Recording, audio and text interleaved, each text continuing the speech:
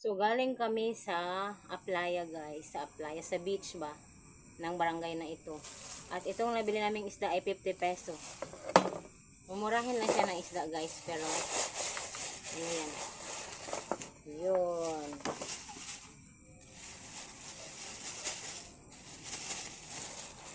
Ayan, guys. Ayan, ang daming isda. So, napakadami. At ito din, guys, isda, 50 peso. Gagawin kong bulad.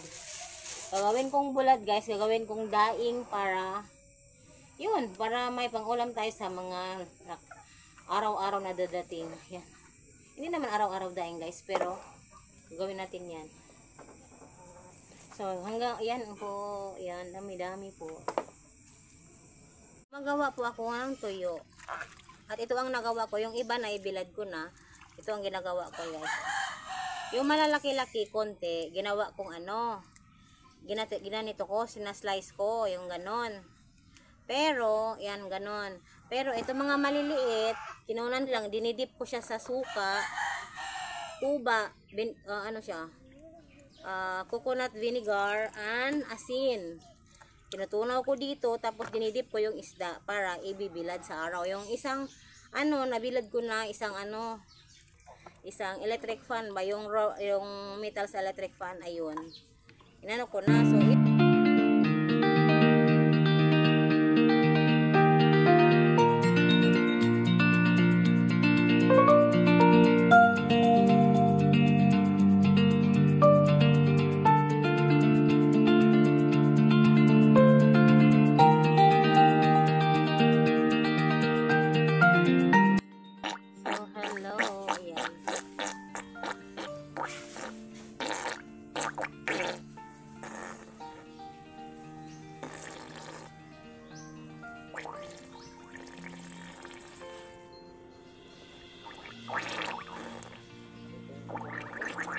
kung nabis lang nira, intindihan.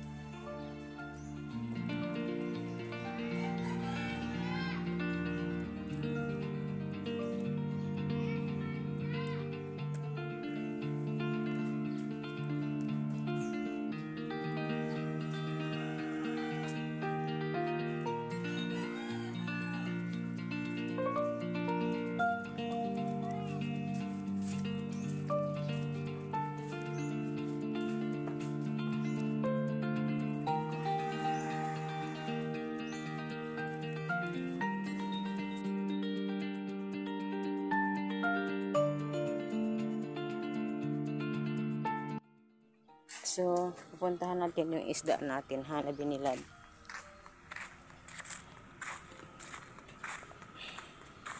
Dito lang yan, oh. Ito mga panggatong, oh, marami na. Ito lang yan, oh, guys. Na, may mga langgam. Ito din yung isa, guys. Doon sa taas yung iba. Yan. Ito din, oh. Iba kang ganda. So, 2 hours na siyang binilad. So, kailangan natin siyang ibali. Ano, hindi ko alam kung paano yun sa Tagalog, yung ibaliktad ba. Yung ganon. Sobrang init po. Nagbibilad po ako sa init.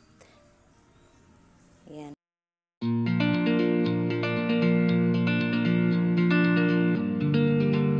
Ayan, may payong na ako.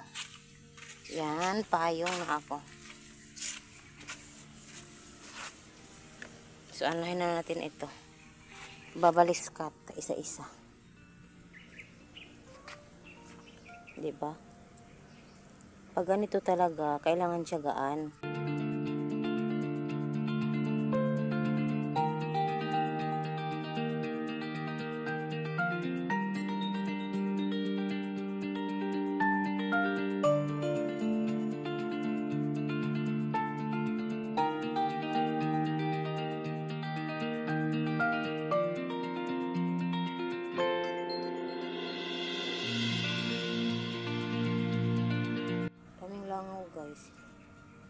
Natural naman yung langaw na yan. Oh. Basta may bulad, may isda, langawin talaga. Maglalangaw. So, mamaya na ulit, guys. Ayan.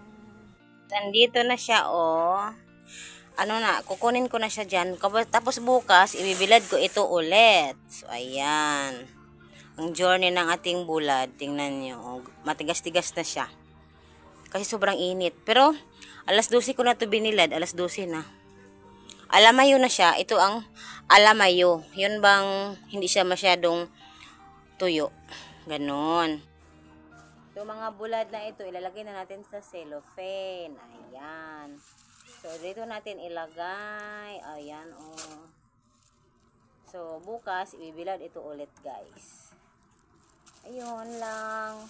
Thank you for watching. See you tomorrow. Good morning. Ayan. Ngayon ay 9 o'clock. Ngayon ko lang yung tuyo ulit ilalagay sa init kasi kaninang umaga sobrang makulimlim. Kagabi kasi ulan, malakas ang ulan kagabi at parang uulan ata ngayon, pero itatry ko lang itong ilalagay po. Ayan po, ilalagay natin ulit to.